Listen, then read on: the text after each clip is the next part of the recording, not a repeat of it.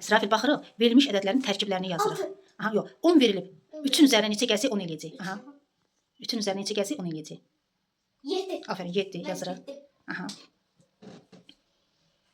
Aha. 9 verilib.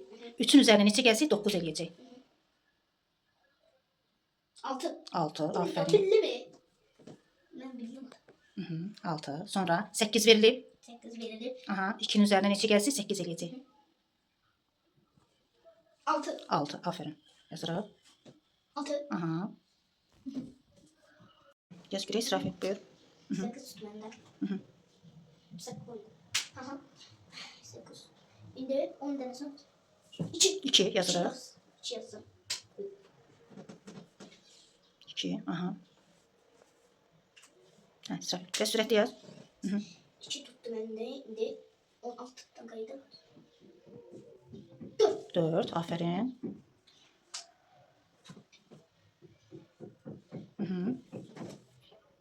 Hə, İsrafil. Şimdi 7 tuttum ben. O 7 tuttum.